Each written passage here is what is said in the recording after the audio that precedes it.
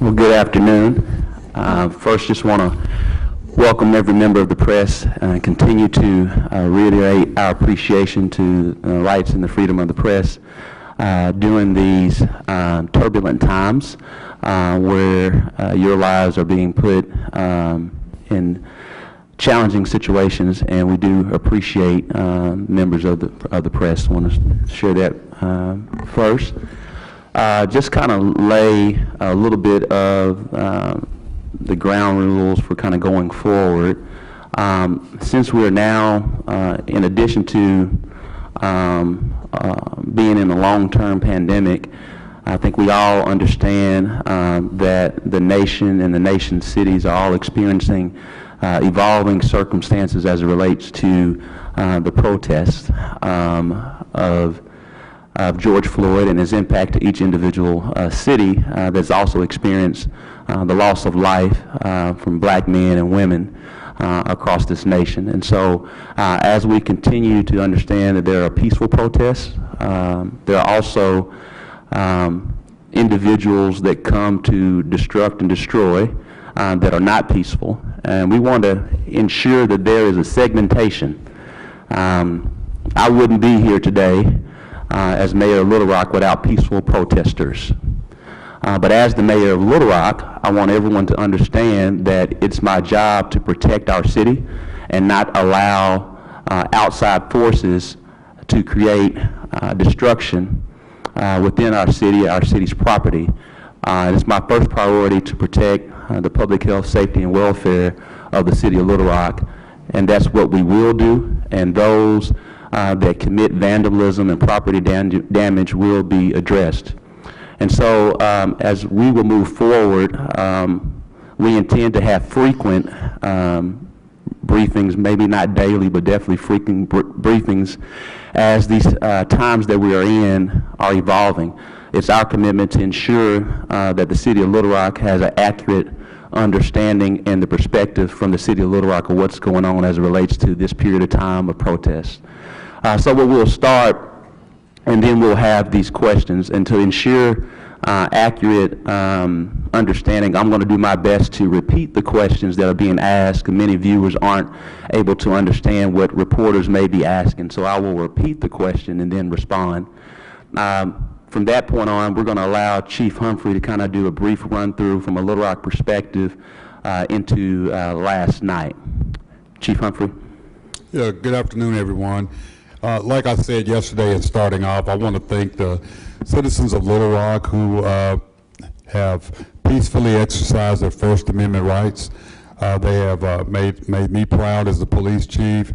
They've been working with us. We've had multiple meetings with organizers to get an idea of what they require from us and what we would need for them. So I'm going to always start out by talking about how our citizens, how peacefully our citizens are responding. But what I will tell you is that yesterday we had,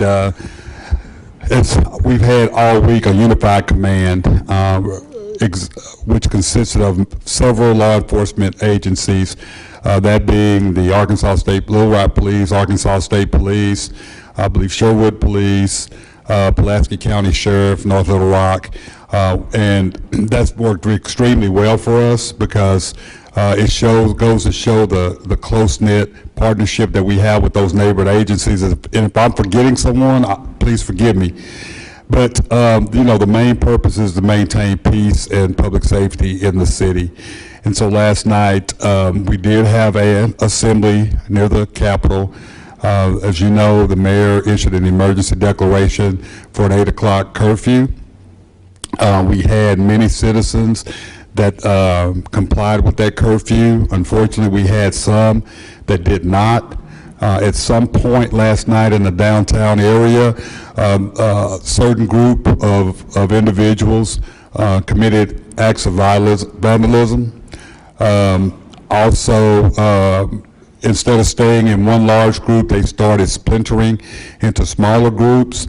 We had to, they went through certain areas, breaking windows and other forms of vandalism. They were arrested last night. A total of 79 people were arrested. and transported to Pulaski County Jail. They were arrested for obstructing government operations. You know, the message that I want to get across is that you cannot, you know, when the mayor enters or puts a curfew in place, that's exactly what it is. There's a reason for that. And, you know, if you're abiding by the law and you're in the assemblies earlier than the curfew, we appreciate that. However, if you are not abiding by the law and you're going past the curfew and you're committing acts of destruction, there is a possibility that you are going to be arrested. And the unfortunate thing is sometimes we're unable to determine, depending on the size of the group, we may not be able to determine who's peaceful and who are not, because if there's a large group and we see that vandalism and you know, our officers' safety is in danger or the safety of the citizens are in danger, unfortunately, we're going to make those arrests. That's going to be the last ditch effort. We don't want to do that, but unfortunately, when you're attempting to destroy our city and you're in violation of the curfew that the mayor has put into place because he believes that is what's needed to keep the city safe, you're going to get arrested. One of the things I want to share with the citizens is that the assistance that we're receiving from the other agencies allows our police officers to continue to respond to the calls that our citizens are placing and provide the service that we've always provided, that being top quality service. So when we are able to have a unified command with the assistance of the other departments, the Little Rock Police Department, we're still answering the calls and responding to the needs of our community.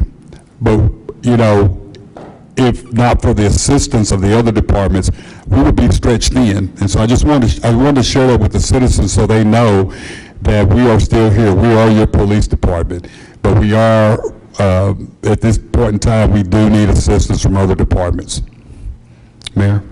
And to share, we want to ensure that it's understood that Chief Humphrey is in complete control of the Little Rock Police Department.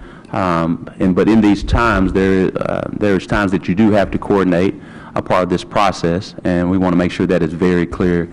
And if you understand what's going on within the Unified Command executive order, you really have to read the executive order in its entirety. Clearly, while we respect Governor Hutchinson's emergency order, he has not put in place, at least has not communicated to me yet, and he and I visit often and visited this morning, that he has not put in place the situation where the state police is in complete control, because we are working in a unified fashion together. And so Chief Humphrey is still in complete control of the Little Rock Police Department, but we are working together because we do have, again, credible intelligence. There are outside forces that are instigating violence. And in these trying times, we want to ensure to the peaceful protesters, which we wholeheartedly support, stand in solidarity with them and what they are peacefully protesting for, that there are other folks who are coming not to be peaceful. And sometimes when in a situation, it's hard to decipher peace between destruction when all are congregated together. And so what we are asking is for the peaceful protesters is to understand we want you to continue to be peaceful, but know that there are other folks around you that are coming to be destructive. And it's hard sometimes to decipher between the two. So please, everyone, please remain peaceful. And to those outside forces, you will be addressed as what happened this past evening. And so clearly, I know there's a number of questions that the press want to have. The point of this is during these trying times is to ensure that the residents of Little Rock have the Little Rock perspective, and that we ensure that the press is able to ask some questions. And I'll be asking who wants to ask the question, and then I'll be repeating the question, and then giving a response to ensure that everyone understands what's going on. Shelby? Mayor, through your spokesperson, Stephanie Jackson, she told KTV that businesses can remain open past this 8 p.m. curfew. Do you have any guidance for both patrons and business owners how to manage the curfew? We do know that Little Rock Police will not be pulling people over for being out past Jack's curfew, but kind of give people who are not participating in this protest how this curfew applies to them. Well, first, Shelby, again, I'm glad that you are here and safe, and we do appreciate you and what you've been doing. We know you've been in the midst of some chaos, and so we want to acknowledge you from that standpoint. To the viewers, Shelby Rose has asked that in regards to the curfew, what does it mean for businesses and restaurants? If we all can recall, I believe on March the 12th, when the city of Little Rock instituted its state of public health emergency, one of the things that were part of that state of health and public emergency through a series of executive orders from this office were curfews, as well as restaurants moving from in-person dining to takeout, delivery service and curbside services. So we're still in a state of public health emergency at this point in time. When we instituted our curfews back on March 12th, it's the same as June 3rd. Our curfews have a workforce exemption, as we understand under the governor's state of public health emergency, which is different from the governor's state of emergency, that the city of Little Rock and no city in the state of Arkansas can impede commerce. However, mayors through our state of public health emergency can issue curfews, and we have issued curfews, and all of that is above board. But part of that process in our curfew, in our executive order, there is a workforce exemption. So if you are traveling to and from outside of the bounds of the curfew, whether you are a restaurateur going home at 8 o'clock at 8:30 at night, or you're a manufacturer worker that works over the overnight shift and you're going home at 2 o'clock. The Little Rock Police Department will not pull you over unless you are committing a crime or have a reason to be pulled over outside of the curfew. And so no one will pull, the Little Rock Police Department is not going to pull you over if you are working and headed home. So that's the same as it was today on June 3rd as it was on March the 12th. Again, we can't tell a business what to do in regards to when they open and when they close because of their commerce restriction, but we do have a curfew in place for the residents of Little Rock with significant workforce exemptions. The same, nothing's changed from June 3rd than what it changed on March 12th with the existing state of public health emergency for COVID-19, and this executive order is an amendment of existing executive order. I do a follow-up with that. So does that mean that, I know there's a workforce exemption, so does that mean that people cannot dine in restaurants past 8 p.m.? Is that going to affect people to dine in if that's what you're implying? Well, again, as the mayor of the city, I'm always cognizant to the economy of Little Rock, and we have a vibrant economy, and this is a city that in the midst of a pandemic has been able to recruit Amazon, not only for one location in southwest Little Rock off of Vimy Ridge Road that's going to have about 600 jobs, but for a fulfillment center of 80 acres that's going to be at the Little Rock Port Authority, and it's rumored to be somewhere between 2,000 to 3,000 jobs. We promote economic activity. We've had great economic activity in the midst of this public health pandemic. And again, nothing's changed from March 12th to June 3rd. There's still the workforce exemption. And so for the business community, your mayor understands that this is inconvenient. Believe me, we want you to have those hours, and we do not fully intend to have this 8 p.m. curfew for the long term. We are monitoring. It could be lifted as early as Friday.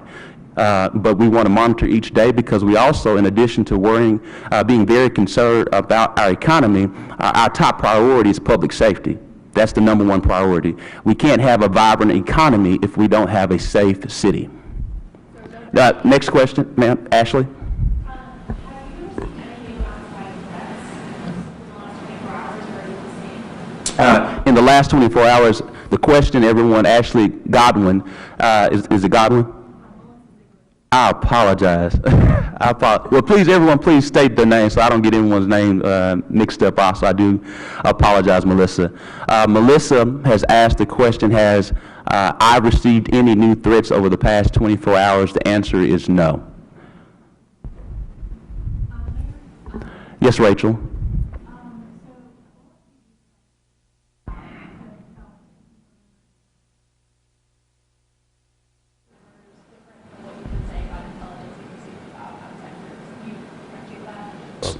Chief Humphrey can speak to that. And the question for the viewers is rumors of outside forces that, with the name of the word Antifa, is the question from Rachel versus the other outside forces that we are speaking to in regards to the classified intelligence that we received not only from the Little Rock Police Department, but as well as from the U.S. Attorney's Office. Chief Humphrey? Yeah, thank you for that question. We continue to get those that type of information. It's always fluid. So we are aware that there are outside sources, such as Antifa, that are here participating in these events. There are others. And so, we continue to address those as they come. We know that a lot of the chatter on Facebook or some of the chatter on Facebook may not be accurate, but unfortunately in this line of work, we have to take every situation seriously. So when they come in, we do have to vet those. And so we'll continue to do that as they come in. That's part of that unified command, because we have federal, state, local, and county agencies working together and pulling all their intelligence. And a lot of times we all get the same intelligence, and sometimes we get different intelligence, but we have to pull all that together and vet it.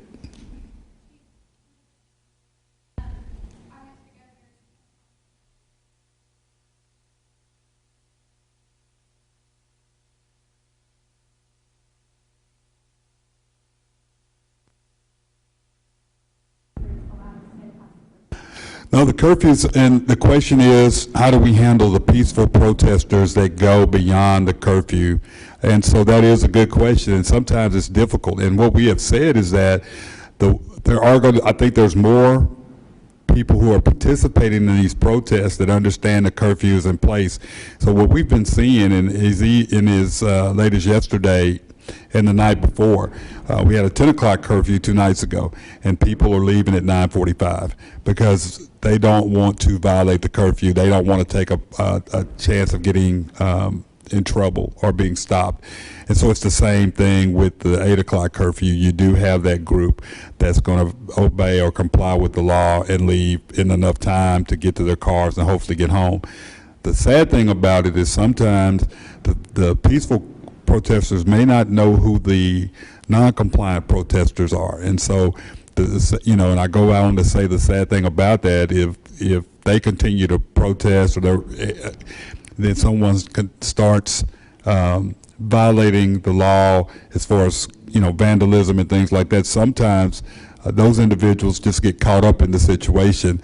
It's nothing intentional. We try to do an investigation to get as much information as we can, but there are going to be those times when if you're with that group that's causing vandalism, you might be arrested.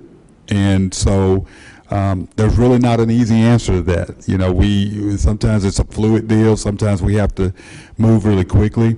But the only thing I can say is that I hope more people realize the curfew is 8 o'clock. There's a reason for that. And if you're going to be out protesting, try to end the event as soon as you can, well before 8 o'clock, so it gives you an opportunity that you won't encounter law enforcement if we do have those individuals that are causing problems.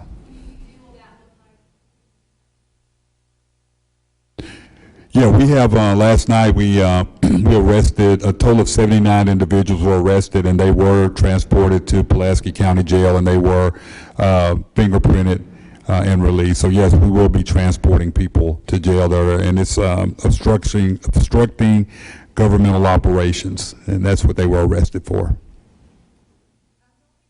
Rachel, we'll come back to you, Shep.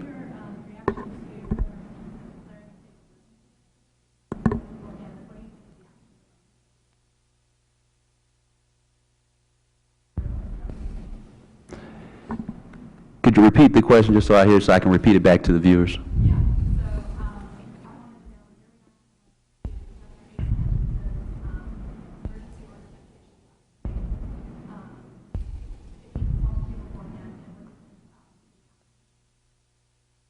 I think as we've shared Nothing has changed from yesterday as it was. First, I'm sorry. The question from Rachel was my thoughts or reaction to Governor Hutchinson's executive order for the Unified Command in reaction to, I believe, Rachel, incidents to members of the press. I want to make sure I was... and everyone who was arrested. Again, I think I've shared it. I'll start from the arrest back up. Again, I stand in solidarity with all peaceful protesters for the reason of why they are protesting at this point in time. We continue to encourage peaceful protests and peaceful protestors. And I think we all have to understand the essence. If you understand history, a protest is not meant to be convenient. It's meant to create some type of inconvenience.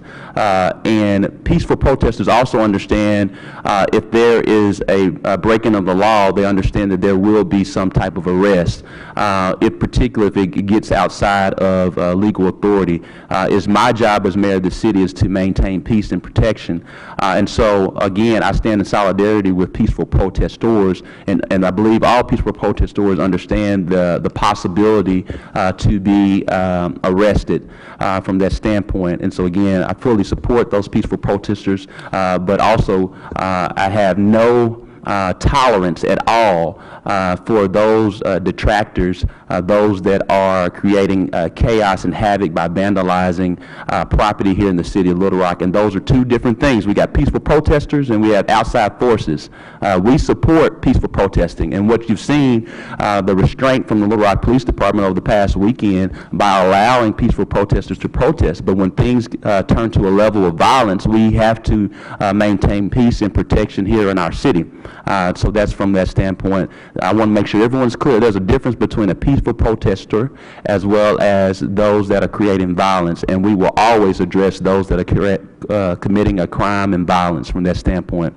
As it relates to Governor Hutchinson's emergency order, he's the governor of the state of Arkansas. I can't tell him what to do or when to do.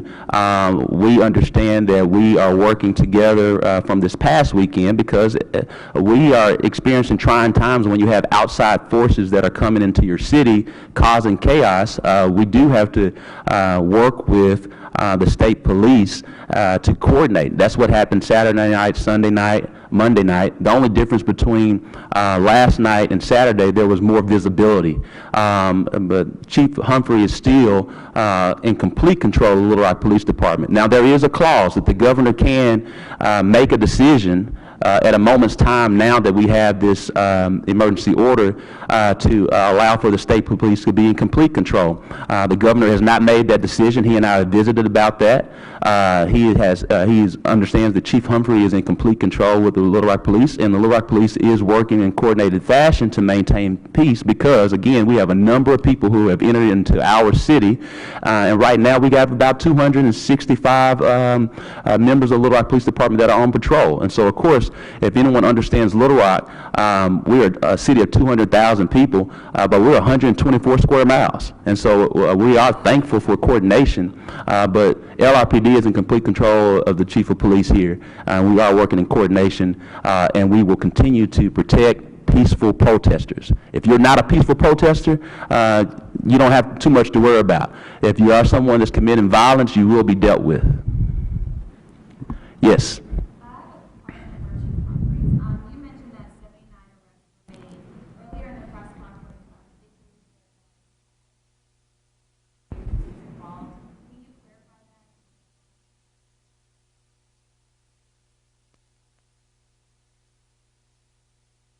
that? Yeah, I know that 44 of the arrests were made by Arkansas State Police and then the other agencies. I know we made 14 of those, and so there were a couple other agencies that that had a number of arrests. The majority of the people from that I saw were from the state of Arkansas.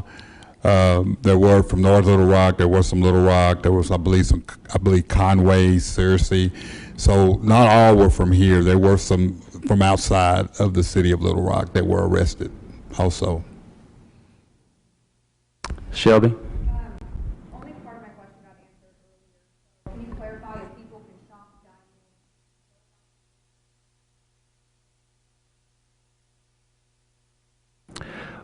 Again, nothing's changed from June 3rd to March 12th. Restaurants can decide when they close, but if you are a member of if you're a Little Rock resident outside of curfew, and you're not traveling to work or to and from work, you are outside the bounds of the curfew.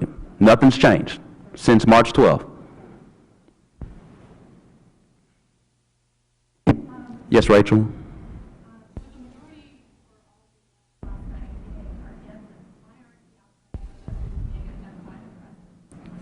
Chief, the question was for Chief Humphrey. If majority of the arrests recently have been Arkansans, why aren't majority of the arrests from out of state? Chief Humphrey? Because they're so well organized, they know how to antagonize and stay out of the way. It doesn't mean that citizens from outside of Arkansas were not involved, but these are the ones that we arrested. So I want to just make that clear. It doesn't mean that outside citizens from adjoining states or all over the United States, just because they weren't arrested, it doesn't mean that these individuals are not actively participating in these events, and that they are not being antagonizers. So I just want to make that clear. That was a good question. Yeah. Thank you.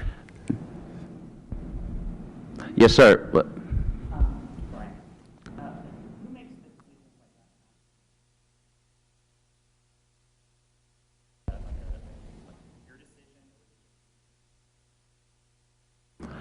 So the question was, who made the decision to make the 79 arrests? That's the question. Before Chief Humphrey answers, it's 79 arrests, so you know it's different people who are making arrests at the same time. So Chief Humphrey, you would please walk through, just help everyone understand the arrests from last night. Yeah, it's based on who is in that area, which department is in that area, and then there, like I said, it's a unified command. So it depends on, and the city's broken up into zones where we have different representatives from different agencies. So it just depends on who's in that area that makes the arrest, who observed it. So that's the way that works.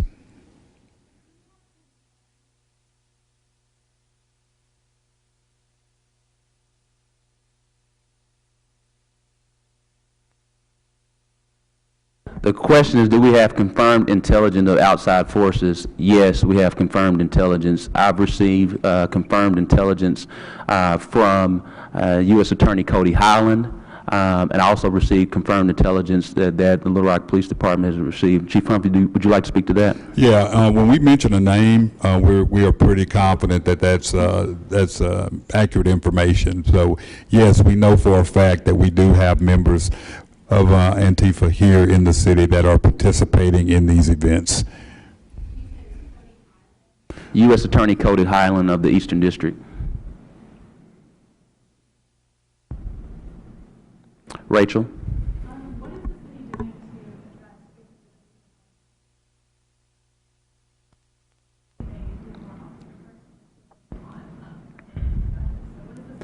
So Rachel asked the question, what is the city doing in response to the peaceful protests as it relates to many, while the peaceful protest is done in the name, the life, and legacy of George Floyd, I think anyone that understands the issues that stem as George Floyd being a large catalyst, many times if you understand history, many movements have received a lot of vibrancy through the viewing of victims. When you look at when Emmett Till was murdered and he had an open casket, it really served as a stemming for the movement of a forward movement of the civil rights movement. And so what you're seeing right now with George Floyd is not the first victim of police brutality in our history, but what we have seen is pain and suffering being built up by seeing a black man dying after 8 minutes on TV. And so it has really created a nationwide movement of how do you, as cities create and states create more police reforms and accountability. I think anyone that knows me personally and knows my professional history and knows my history of growing up here in the city of Little Rock, that while I have the utmost respect for the Little Rock Police Department and any member of the law enforcement community, but as the mayor of the city, I did campaign on police accountability. And if you talk to any member of the Little Rock Police Department, they welcome accountability. They welcome that type of scenario. And so what have we done here in the city of Little Rock as it relates to police accountability policies? We've done a lot.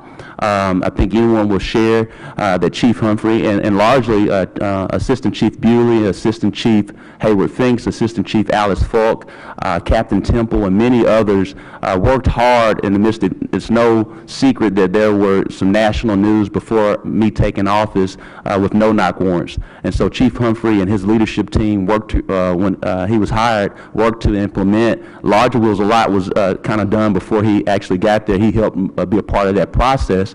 And so he implemented, along the leadership team of Little Rock Police Department implemented a no-knock warrant threat assessment that has helped with that process. So that's number one. Number two, we have passed a Citizens Review Board to create more accountability and community engagement as it relates to misconduct, as it relates to different formats of officer-involved shootings and excessive force. So that was passed, I believe, last summer. We had to go through a period of time to be put into action as it relates to the legislation. Then we worked to get the members of the Citizen Review Board to be trained. They received all their training this past January, and of course COVID happened. And so we will have our very first hearing for the Citizen Review Board sometime in July. And so from a Citizen Review Board to a no-knock warrant threat assessment. Also, it was a crying shame that the city of Little Rock, for funding reasons, had not prioritized body-worn cameras. This administration in the 2020 budget included funding from body-worn cameras, and that's already, we've already went through the request for qualification process, selected a vendor, and it's going before the board to complete the contract, I believe somewhere around $750,000. And so we will have 250 to 265 of our police officers to be outfitted with body-worn cameras. And so as it relates to all of that, it ties to this administration's ACT plan to be accountable, to be clear, to be transparent. Many of the things that the peaceful protesters are protesting for, they are things we've already implemented. But guess what? There's still more work to do. There's some concerns with residency, but there are also practical reasons that it may not be feasible to do that here in Little Rock. And we have to understand that Little Rock may not be the same as any other city. We have our own practicalities, but there are more issues that those protesters have presented. And again, we've met with many of the young organizers over the last week. Actually met with another earlier today for about an hour, and so we're continuing to get many of those concerns, listening to those concerns. If it's feasible to implement and lines up with this administration's ACT plan, which many do, many of that's done because we've already worked on most of it, and but there are more things to add and that we're considering to implement. So that's exactly what we're doing, Rachel. Shelby? Does a designation of Antifa as a terrorist organization by President Trump change how you guys respond to these people if you come across them during a protest? Shelby, say it one more time just so I can make sure the viewers heard your question. President Trump recently declared Antifa as a terrorist organization in the United States. Does that classification change